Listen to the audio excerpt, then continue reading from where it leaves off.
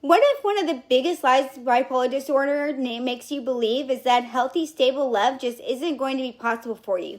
Maybe you've wondered, will somebody be able to handle my bipolar disorder? What happens when I have an episode? Am I going to become too much? Or maybe you've been in a relationship where every disagreement somehow became about your diagnosis, and eventually you started wondering whether you were even capable of having a healthy relationship.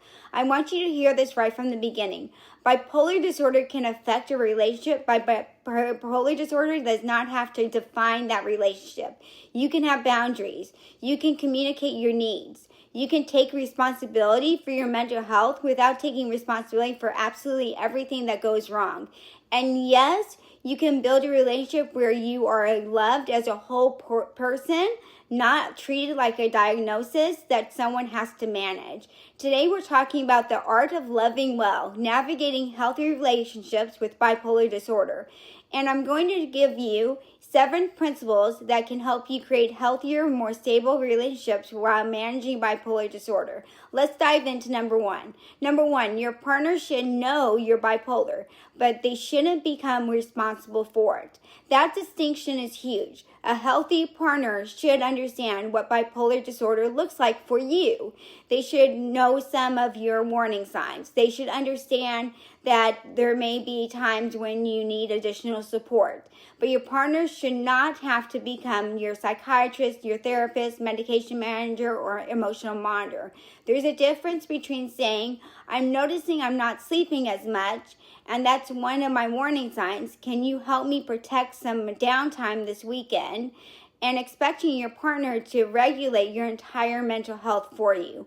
One is partnership, the other can slowly become dependency.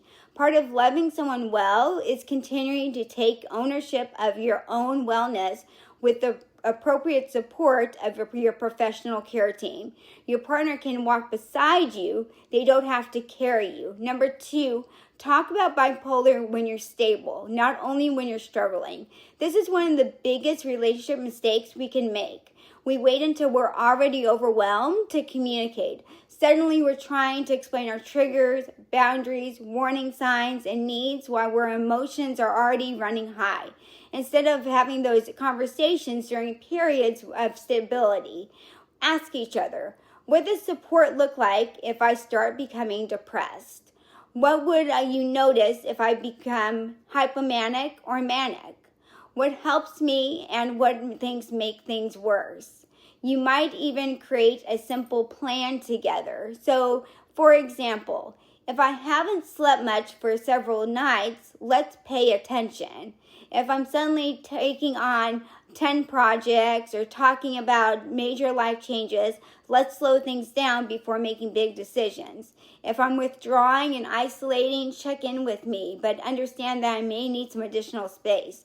Those conversations aren't pessimistic, they're preventive. You can essentially saying, we're going to prepare for difficult seasons while we're strong enough to think clearly about them. And then number 3, learn the difference between bipolar symptom and relationship problem.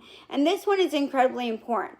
Not every argument is bipolar. Not every emotion is bipolar. Not every bad day is bipolar. Sometimes you're frustrated. Sometimes something genuinely just hurts you. Sometimes your partner is frustrated because something genuinely hurt them. And sometimes bipolar symptoms really are affecting what's happening. Healthy relationships make room for both possibilities, because one of the most damaging dynamics is when someone's diagnosis becomes the explanation for everything. You're just upset because you're bipolar. You're being emotional because you're bipolar. I can't talk to you because you're bipolar. That's not healthy communication at all. Your feelings don't automatically become invalid because you live with a mental health condition. At the same time, self-awareness matters. There may be moments when we need to ask ourselves, is this reaction consistent with what happened, or could my mood be amplifying it? That's not about blaming yourself. It's about becoming curious instead of immediately becoming dismissive. And then number 4, healthy love requires boundaries even when you love someone deeply. This one I've had to learn personally. I've experienced unhealthy relationships in my own life, and for a long time I confused loving someone with tolerating things that weren't good for me. Eventually I had to learn something incredibly important. Loving someone does not require you to abandon yourself. And that lesson matters even more to me now as someone living with bipolar disorder, because my stability matters. The environment around me matters. The people closest to me matter. A healthy relationship shouldn't require you to consistently sacrifice the routines and boundaries that help keep you well.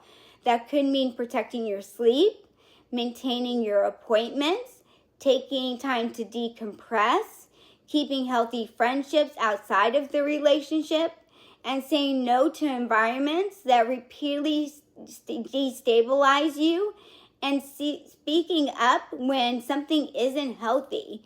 You can love someone and still say, I can't have this conversation while we're yelling. I need some time to regulate before we continue. I need to protect my sleep tonight. Can we talk tomorrow? Boundaries don't make relationships colder. Healthy boundaries can actually make love safer.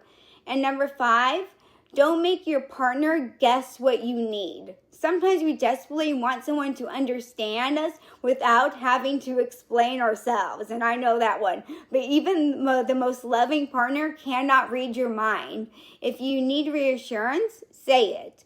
If you need quiet, say it. If you need physical attention, say it. If you need 20 minutes alone before continuing a difficult conversation, say it. Try replacing, you should know what's wrong, with, I'm getting overwhelmed right now. I need a little time, and then I want to come back and talk about this. That small shift can completely change a conversation. And here's another important piece.